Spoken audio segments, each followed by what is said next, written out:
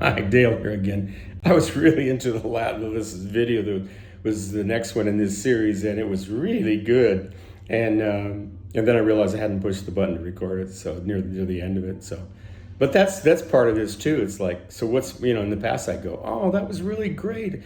Why didn't why didn't I push the button? I go, I didn't push the button. So that means only one thing. What? It wasn't supposed to be recorded.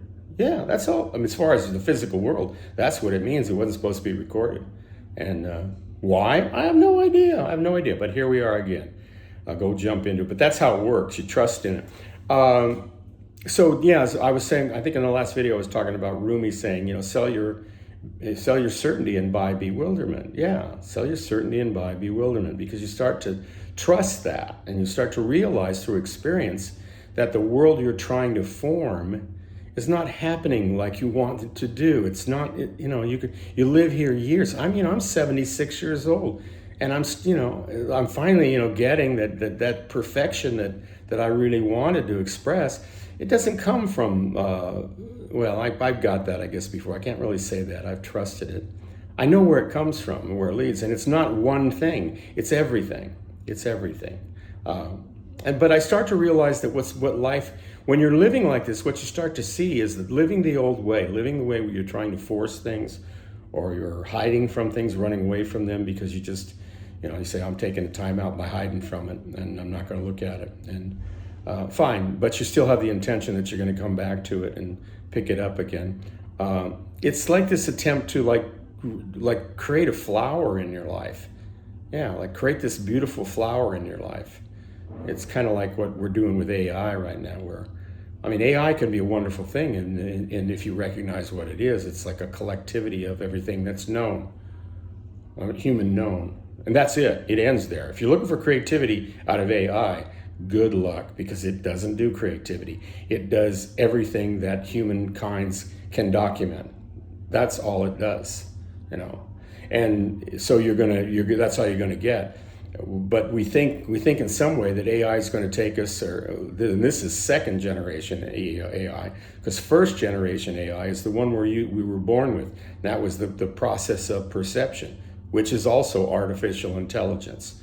Perception is artificial intelligence.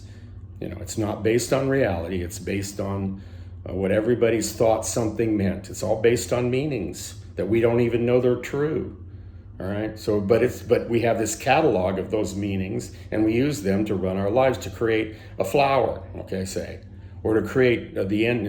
What's interesting nowadays, people are trying to create the virtual moment where time and space end. Like time goes down to nothing and space means nothing through this connection of the virtual moment. But the reality is, it never ends. It gets so small, the distance in time and space, that we can't perceive it, but it's still there. We're still enslaved to it. We're still enslaved with the idea of that. It's not the moment. And everything that the moment brings us as far as awareness and awakening in the world doesn't come through that. It'll never come through that. All it'll eventually do is take us to the end where we finally, collectively, somehow say, like I was saying in this video, with the relationship with the world and in the world, each other in the world, we go, I can't do this anymore. I don't have any juice for this. It just never ends. It never ends. It never ends. No, it doesn't never end. And then the virtual, whether it's a virtual moment or the flower you're trying to form, it's always less than. It always needs something. Something's falling off it. The other shoe's always dropping. There's a problem. It's always like that. That's the way the world is. It's entropy. Raise it up and it falls down. And we say, wait, it shouldn't fall down. It should just keep rising. It doesn't. It doesn't. And the flower that we're trying to create, we actually, once we stop trying to force it, stop trying to make it happen, drop to manipulate it, when we wait, we start to see that flowers show up that we've never imagined, of a flowering life that is infinite all around us as we wait for it. And then the more we do that, we see they used to say that in the old days, they'd say the wages of sin, which is actually still a good thing, because sin means, if you look at the Greek, it means missing the mark, and thus not sharing in the prize. That's all it means. It's like, you're asleep and you can't see the wonder of reality, which is your birthright.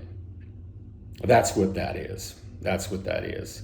And you know you're missing it, even if you're not looking at it consciously. You know you're missing it. And that really is a bothersome thing, to know that you are the light of the world, yet you're being forced to act like the lampshade covering it. That's what's going on.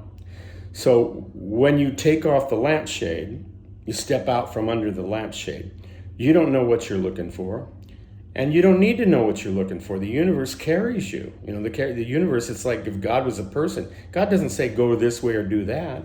The universe carries you. It's like carries you like a small child into it. And you're looking while you're in this new place and going like, whoa, that's so beautiful. It's like the universe says, yeah, it is, isn't it? You've never seen that before. You have seen it before, you just don't remember. And it's like, yeah, this is your birthright, my child. This is your birthright. Light of the world. Okay, so I guess I'm going to quit saying these. I'm going to do these videos till I'm done, I guess.